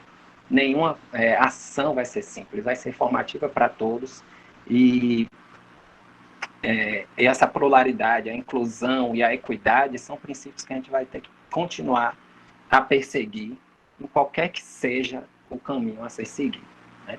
Não vai ser simples, mas é o que a gente vai precisar encarar aí, possivelmente nos próximos cenários, né? Desses desdobramentos da educação no contexto de pandemia. Então, para finalizar, né, eu finalizo, né, defendendo novamente a ideia de que precisamos olhar para os nossos contextos e olhar para nossas capacidades, sem anseios, quaisquer que sejam, do ponto de vista de comparação com outras instituições, quaisquer que sejam, né? Toda e qualquer ação dentro do nosso contexto vai requerer o compromisso de todos e todas, né? Eu acho que vão ser desafios novos e novas culturas, novas questões para todo mundo, certo? E para finalizar com alguma leveza, recebi uma mensagem no WhatsApp esses dias com as referências, né? Que como citar referências e lives no momento em que a gente está fazendo nossas referências. Eu mesmo estou precisando citar algumas delas, e aí trouxe isso aqui para a gente, né? Tem regras de citação em trabalhos acadêmicos. Então você coloca lá o nome do autor, o título da live, o canal, o quando você acessou e onde está disponível. Eu não coloquei todos os webinários aqui pelos quais eu andei transitando, porque quando você traz um link para o Prezi, ele transforma em vídeo. Então, ficar inviável a gente ter todos os vídeos aqui, né? Mas agradeço, muito obrigado por todo mundo que está aqui acompanhando e vamos conversar um pouco, né? Deixa eu parar de falar, porque senão eu fico falando demais aqui. Obrigado. Clívio, nós agradecemos pela excelente explanação. Você conseguiu, assim, de uma forma muito apropriada, lúcida e com muita qualidade apresentar o contexto, né, um panorama tanto mundial quanto nacional, e traz alguns elementos muito importantes para a nossa discussão nessa tarde. Então, você traz, assim, logo no início, a importância, né, de contextualizar para pensar e implementar políticas no campo educacional. Um outro aspecto muito importante está relacionado à inovação, à equidade e à qualidade, né, desses processos educativos. E também um outro ponto que você traz com muita propriedade no que se refere a um debate que está muito constante, né, no nosso dia a dia, no nosso cotidiano, tanto na educação básica quanto na educação superior, no que se refere ao ensino remoto. Quais são as condições, tanto socioemocionais, como também no que se refere à inclusão digital, à infra-exclusão e quem são esses excluídos digitais. Além disso, um outro aspecto que, em toda a sua fala, na sua contextualização e em todo o panorama apresentado, uma preocupação nossa se refere à qualidade dos processos educacionais.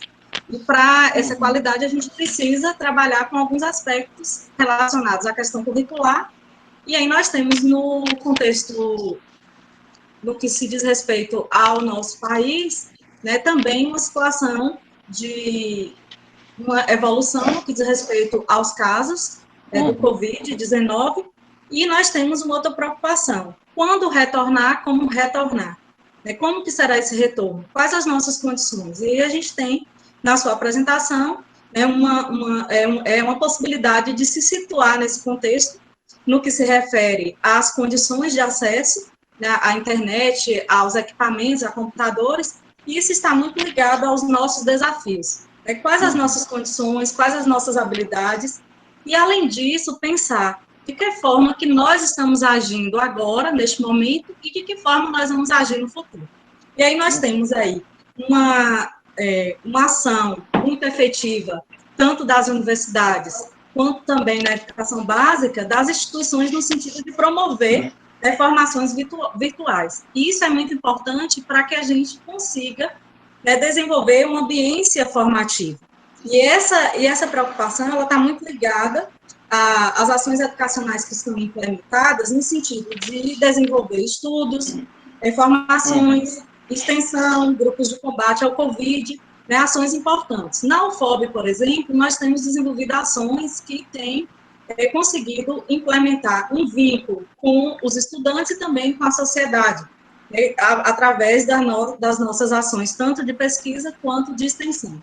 E aí nós temos algumas indagações importantes, relevantes que você traz e que agora a gente vai abrir, né, para a participação, para o debate. Gostaríamos de mais uma vez agradecer a sua disponibilidade em nome da Prograde. Foi assim uma explanação muito profunda e com elementos que nos levam a algumas indagações importantes, como o vínculo com os estudantes e a sociedade, os processos formativos, quais as finalidades e contextos. E aí pensar a inclusão, a garantia da qualidade dos processos de ensino-aprendizagem e os impactos na vida tanto dos profissionais de educação quanto dos estudantes, técnicos e familiares.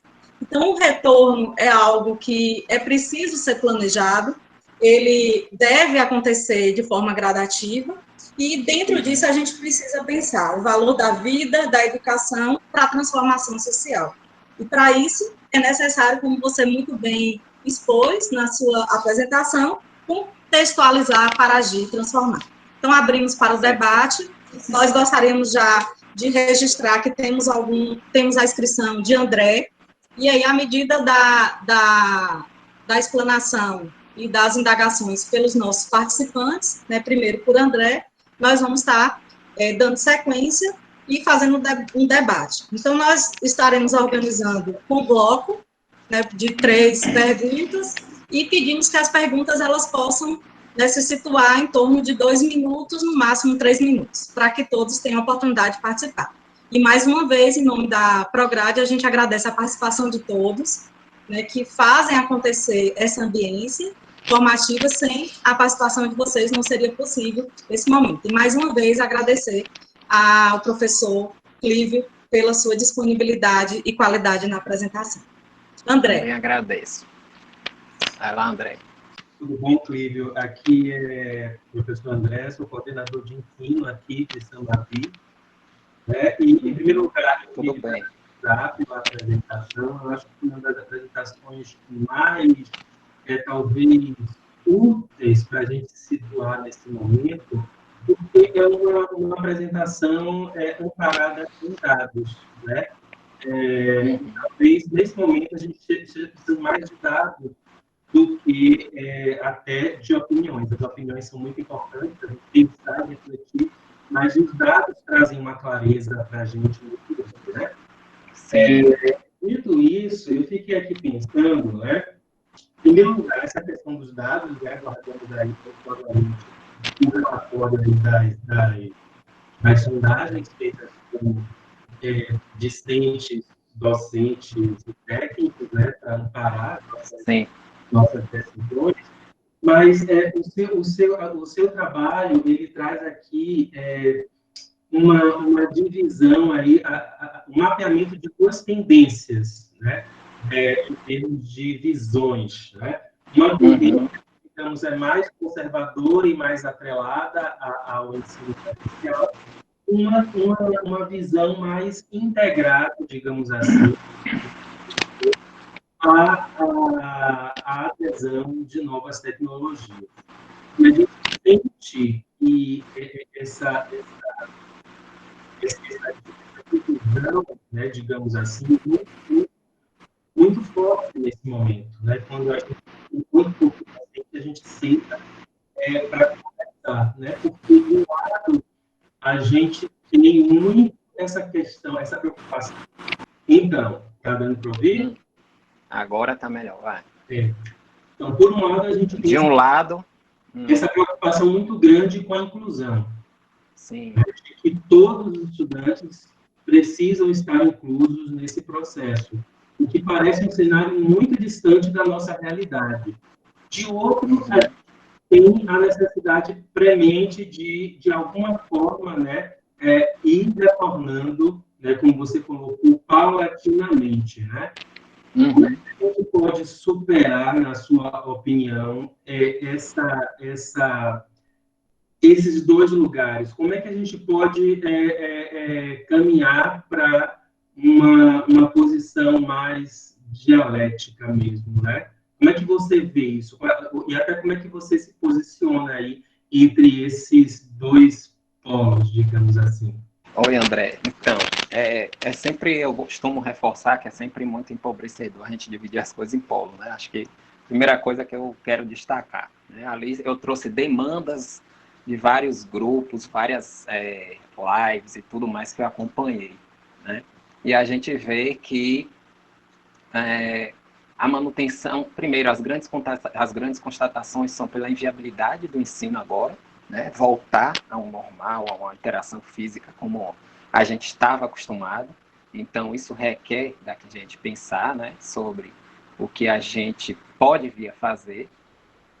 E, por outro lado, temos todos aí por um lado, a gente tem as discussões das TICs, por outro, nós temos também todas as discussões sobre a presença e como a qualidade dos processos educacionais com presença física já estão postos aí há muito tempo em nossas tradições de relações educativas. Então, assim, pensando nesse contexto, né, eu fico muito pensando que a gente precisa de alguma ação que não precisa necessariamente ser o ensino, mas ações educativas e para manutenção dos vínculos dos estudantes com as universidades, né?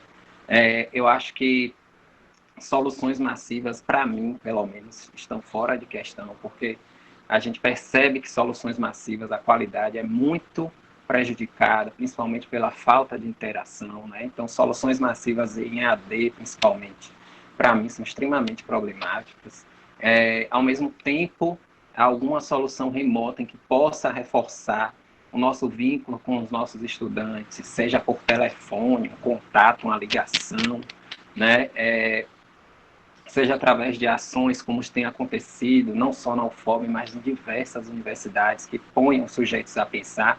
Isso tudo, para mim, são ações muito importantes. Então, eu fico assim, eu falei da polarização, que ela empobrece, porque demandas de ambos os lados do debate me mobilizam enquanto pessoa, né? O cuidado e, ao mesmo tempo, a possibilidade de estarmos também aprofundando desigualdade quando não estamos fazendo algo.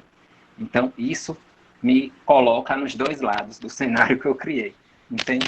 Mas eu, particularmente, penso que a gente precisa pensar em soluções que atentem à equidade, à inclusão e que nos permita ter vínculos com nossos estudantes. Como vão ser essas soluções? Como serão as políticas? Acho que isso aí a gente vai precisar estudar os casos, os conteúdos curriculares, né? Pensar em como eles poderão vir a ser ou não abordados, se for conteúdo curricular, se não for conteúdo curricular, for através de outros projetos de formação, como também fazer, mas a minha inquietação e a minha ânsia também é pelo contato, pela possibilidade de vínculo, né, nesse momento.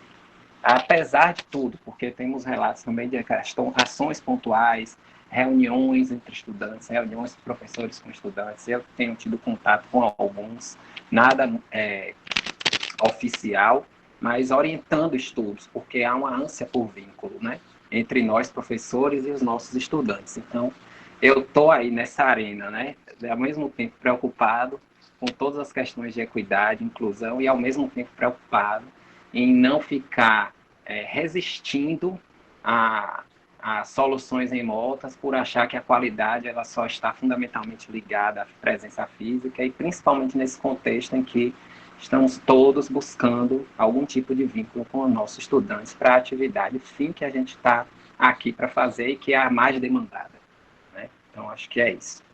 Acho que respondi sua pergunta. Acredito que respondeu sim, Clívio, e é como você está colocando, né? Essa questão do antagonismo, né? O momento, ele exige uma abertura para que a gente possa estar, vamos dizer assim, ouvindo e se colocando, né, aberto para os dois lados, se é que existem os dois lados, né, de opinião, de opiniões, até para que, assim, a gente possa aproveitar esse momento para experimentar, esse momento para inovar, né, inovar no sentido de estar experimentando aquilo que, para alguns, é ainda considerado novo, para outros não, e dentro dessa experimentação a gente vai adequando com base nos nossos contextos. Nós temos mais duas questões, Clívio, apresentadas por Carla Cristina Braga de Oliveira. Ela apresenta aí no chat a seguinte questão: boa tarde, queridos colegas, quero acrescentar mais um tópico nessa lista de discussão proposta pelo professor Clívio. Mães servidoras, docentes e discentes sem apoio com as crianças pequenas no contexto da pandemia. A outra questão, apresentada por Luziane, ela apresenta o seguinte: nossa instituição já iniciou um diagnóstico ou pretende iniciá-lo sobre as condições de acesso à internet e viabilização do ensino remoto por parte dos docentes e discentes? Então, essas são as duas questões postas. Oi, Carla, eu agradeço aí por mais um tópico ali, que possivelmente vou atualizar nessa apresentação. Inclusive, eu já disponibilizei o link ali no chat, gente, e vocês vão ver que é uma apresentação orgânica, né? Eu fiz ela em um momento anterior, já trabalhei com esses dados, atualizei para essa situação e possivelmente ela vai continuar sofrendo novas atualizações. Então, agradeço a contribuição, pensar na condição de mãe também, né, com crianças e tendo que lidar com toda essa demanda domiciliar imposta aí pela situação de distanciamento social, ela é muito complexa, né? Luziane, a nossa instituição ela já iniciou, né, o diagnóstico e dados parciais sobre essa pesquisa institucional foi apresentado na última reunião do Conselho Universitário, então acho que seria interessante, você pode acessar lá, né, a apresentação no canal do YouTube da UFOB e ver a apresentação parcial desses dados, né, sobre a questão da viabilidade ou não, a autoavaliação institucional acerca do ensino remoto. E, parcialmente, os dados mostram muitos desafios a serem encarados, como foi apresentado lá, que vão desde condições de acesso, condições domiciliares, até condições formativas e condições de trabalho de todos os envolvidos nas relações. Então, dá uma olhadinha lá nesse parcial, que você já vai conseguir ter mais ou menos aí uma ideia desse panorama complexo, certo? Abrimos para mais participações. Quem gostaria de estar participando, fazendo alguma consideração? Intervenção. Enquanto o pessoal está aquecendo aí, Simone, eu quero falar, né, e reforçar, né, como também nas falas e todo mundo, foi justamente a ideia do contexto, né, de olharmos essas pesquisas, elas têm sido uma forte iniciativa nacional, no sentido de entender quais são as condições de cada pessoa, de cada sujeito, né, para estar ou não aderindo a qualquer tipo de política de ensino que venha a manutenção dos vínculos, então, e que fortaleça a manutenção dos vínculos nesse momento e reduza a possibilidade de evasão. Né? É muito incerto, principalmente no Brasil, em que a gente está desamparado, né, do ponto de vista de políticas de saúde que reforcem a necessidade do distanciamento social. Então, principalmente no Brasil, é muito incerto o momento que a gente vai sair minimamente dessa condição, que a gente vai ver um caso de diminuição, né, da curva lá que eu falei lá no início, né? Então a gente é importante refletirmos sobre todos esses dados contextuais, sem pensar nos anseios, quaisquer que sejam, porque nossas condições são muito concretas e únicas, né? Então, só reforçando aí, porque a pergunta sobre a pesquisa institucional que o Luciano fez me remeteu novamente a isso. Eu gosto sempre de reforçar isso, mas vamos lá. Mais alguma participação? Vamos aproveitar, né, a Clívio pela participação e vamos estar apresentando as nossas inquietações, nossas indagações e reflexões sobre esse momento, que não é um momento fácil, é um momento que demanda de cada um de nós revisitação das nossas concepções, daquilo que a gente acredita, das nossas verdades. Eu acho que é o momento da gente repensar a nossa postura, né, tanto no âmbito social, no nosso modo de ver o mundo, mas também, né, no que se refere aos processos educativos, a forma de ensinar, a forma de aprender. Né, como que será pós-pandemia? Como que nós estaremos, né, agindo diante desse contexto? E os nossos estudantes, como que eles estarão? Né, de que forma que eles estarão nesse retorno? Então, são questões, assim, que têm demandado estudos, discussões, por todos nós que fazemos parte da educação, e são questões que só o tempo, né, que vai estar conseguindo dirimir. Então, nós estamos tendo Simone, também algumas publicações.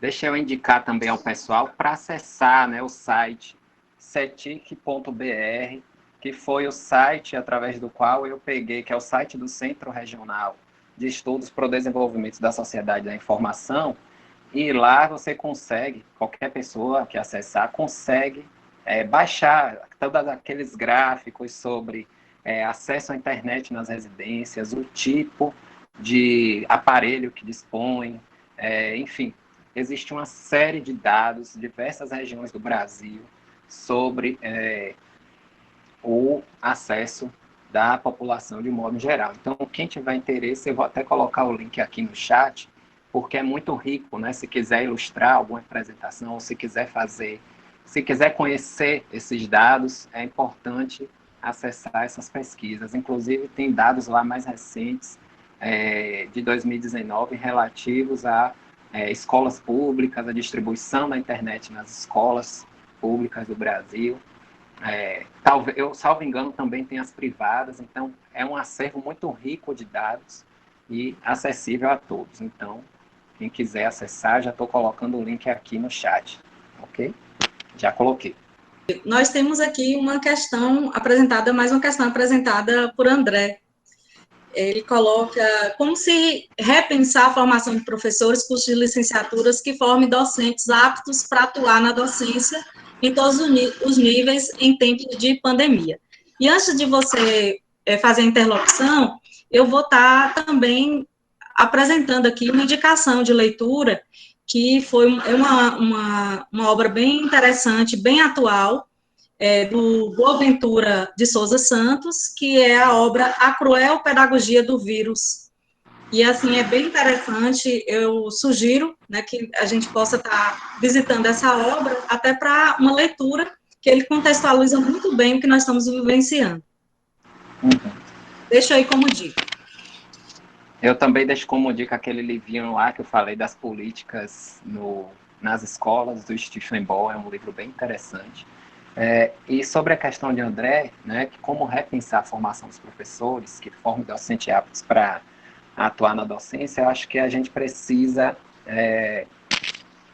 pensar também na própria multireferencialização das práticas, né? Eu acho que pensar nas tecnologias, pensar na interação física, pensar nos diferentes contextos educacionais e o que esses contextos nos colocam de desafios eu acho que é importante a gente olhar muito, um olhar muito sensível para esse tipo de conhecimento que muitas vezes não é trabalhado, né, na formação, para que a gente consiga pensar em como os sujeitos podem e a formação dos professores podem abarcar também demandas que envolvam desde a cultura das tecnologias, a culturas de aprendizagem, situações emergenciais como essas, porque imagino que isso vai trazer aí marcas históricas, não só para os nossos estudantes, mas para todos, né? Então é importante a gente pensar em como multireferencializar nossas práticas, nossos ambientes, fazer uma educação mais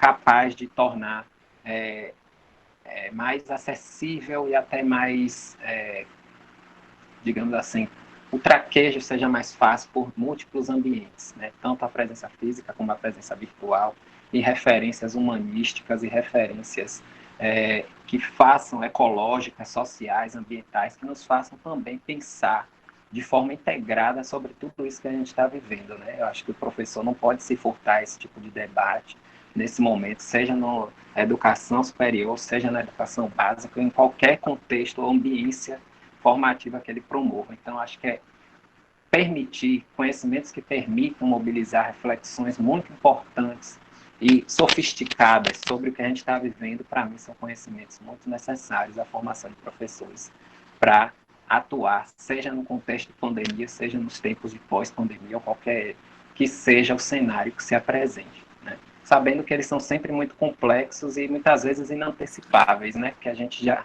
nunca imaginávamos que estaríamos vivendo, passando por algo que nos colocasse de uma forma tão instantânea, isolados ou distanciados e tendo que pensar soluções para a educação nesse momento de crise. E aí eu acho que é a provocação até dos pesquisadores, né? Como eu falei lá no início, das tecnologias da informação e comunicação na educação, é um ponto para a gente realmente refletir profundamente o quanto aquela convocação à renovação também nos deixou um pouco atados no momento em que iniciativas institucionais e de formação nossa não deram conta, né, de aderir ou de se sensibilizar ou de se permeabilizar, o que quer que seja, a esse tipo de reivindicação, né, que já é histórica, né? Tanto é que numa apresentação também feita pela professora Mari Salles, ela trouxe referências da UNEB e também ela trouxe referências antigas para dizer que as coisas estavam aí há muito tempo, né? E por que as instituições também não aderiram, principalmente pensando também as formações de professores, também não conseguiram abarcar isso. Claro que teve motivos e razões políticas diversas e um olhar anacrônico agora não nos interessa, né? Mas é importante a gente passar a pensar com mais firmeza sobre isso. É isso, acho que respondi também, André. Se não, André, fica à vontade para colocar alguma coisa aí, né? Obrigado a todo mundo que está felicitando aqui também, já vou fazendo, ajudando a Simone aqui no chat. Lívio. Valeu, Elane, que está sempre aí com a gente. Muito obrigado, Elane, sempre parceira que está aqui com a gente. Oi, Simone. Nós temos duas questões. E antes das duas questões, eu quero fazer uma rápida correção. A última questão foi de André Pereira da Costa. Eu tinha feito, né, como se fosse repetição de André Bonfim, mas não, foi André Pereira da Costa. E a gente agradece André Pereira da Costa e André Bonfim pela participação. E nós temos aqui mais uma questão, apresentada por Camila Lopes. Clívio, inicialmente quero parabenizar pela apresentação e uma questão. A mediação das salas de aula, através do ensino remoto, exige a construção de novos saberes? Acredito que sim, Camila. Obrigado pela participação, né? Eu acho que a dinâmica e como as políticas, tanto internacionais como as nacionais, e as próprias pesquisas, né, com tecnologias da informação e comunicação, vem mostrando, a gente não pode simplesmente colocar todas as formas com que a gente aborda e trata um conhecimento através de interação física para a interação virtual, né? Então, por exemplo, se a gente imagina que a gente costuma até, às vezes, a falar bastante nas aulas presenciais esse tipo de conduta nas práticas remotas ou virtuais, ou qualquer que seja, não são muito bem recebidas, porque é uma relação muito unidirecional, né? Então, tem muitos dados de pesquisas e políticas que mostram que é preciso, sim, capacitação, formação docente para a gente pensar o desenho da sala de aula, a gestão desse processo, como essa ambiência pode ser aproveitada por todos, né, para que ela não fique assim, naquela relação unidirecional, um fala, o polo da emissão fala, o polo da recepção recebe, em uma relação completamente distanciada, que agrava ainda mais um possível prejuízo aí para a qualidade das relações educativas. Então, muitas das pesquisas apontam essas questões que é preciso pensar na especificidade de qualquer ação, né? E aí, principalmente ações da educação online à distância, né? Não especificamente da educação remota, que é uma política ainda em construção, né? Estamos pensando o que é possível fazer, estamos pensando como poder fazer a gestão desses processos formativos e educacionais nesses moldes, certo? Obrigado pela pergunta e pela participação. Valeu, André, um abraço. Estou vendo aqui que ele mandou um abraço, estou agradecendo ao povo aqui. A gente agradece, né, a todos que participaram, agradecemos pela participação, pela atenção. Gostaria, mais uma vez, de registrar a participação dos nossos colegas docentes, técnicos administrativos em educação da UFOB, discentes, e também os nossos colegas das escolas, tanto da rede municipal, quanto também da rede estadual. Nós temos aí a Elaine, que sempre está conosco. Eu gostaria, em nome dela, de agradecer a participação de todos vocês. Estamos chegando ao final, né, desse encontro, que foi um encontro rico, um encontro, assim, que nos trouxe bastante propriedade, no que se refere tanto ao contexto mundial quanto nacional, no que se refere à educação, e isso subsidia as nossas reflexões em tempos de crise, em tempos de pandemia. E aí eu vou estar só finalizando aqui com uma citação de Boaventura Santos, e logo em seguida abrindo para as considerações finais por Clívio, pelo professor Clívio, pelo colega, amigo, parceiro de todos os dias. Nós temos vivenciado momentos de muita cumplicidade, de muita parceria na equipe da Prograde, e isso é importante registrar, porque através desse trabalho de formiguinha que a gente vem realizando nos bastidores, é que nos deixa a consciência que nós estamos, sim, trabalhando, né? Todos nós estamos desenvolvendo o nosso papel dentro da nossa atuação, dentro do nosso campo de atuação dentro da universidade ou na educação básica, e isso é importante para que a sociedade compreenda o nosso papel social no que se refere ao contexto educacional.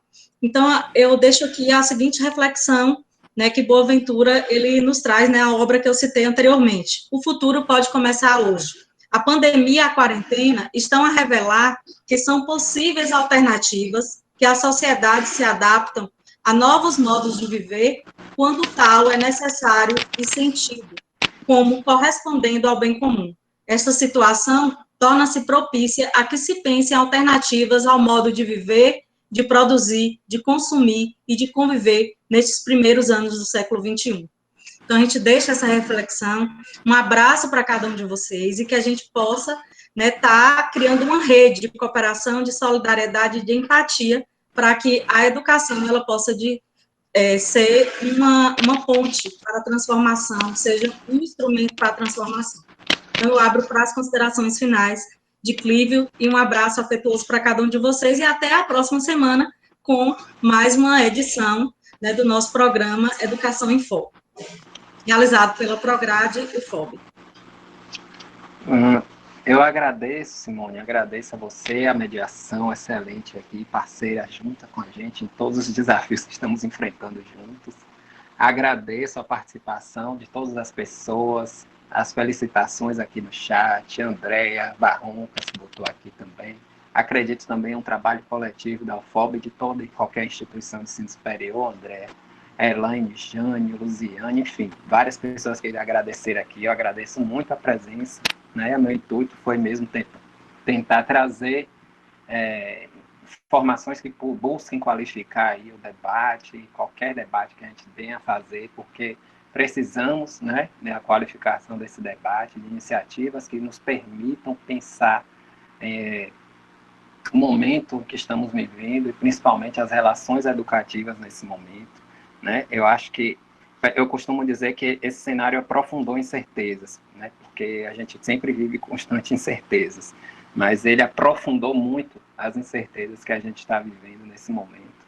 E como eu falei, né? Eu acho que a gente vai, qualquer que venha a saída, vai precisar ser um compromisso de todos, né?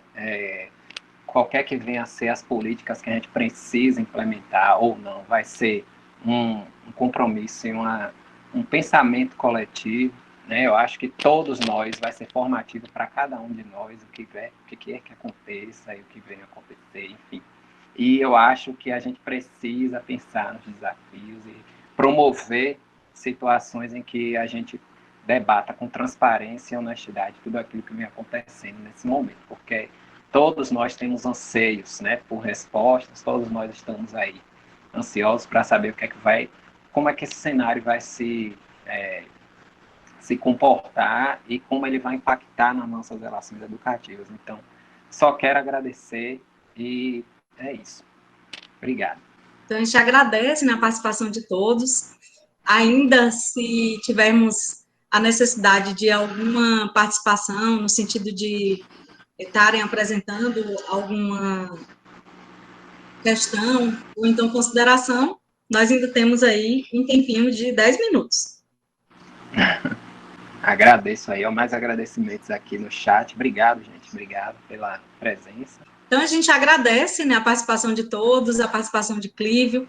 É sempre um prazer, né, a gente encontrar com cada um de vocês, de sentir cada um de vocês na participação, nas intervenções, e é isso que enriquece a nossa programação e o nosso programa, que teve como intuito fomentar as discussões, os debates no que se refere à docência na silvicultura, o currículo e a formação docente. A gente deixa aqui os nossos agradecimentos. Em nome da Prograde e da Universidade Federal do Oeste da Bahia.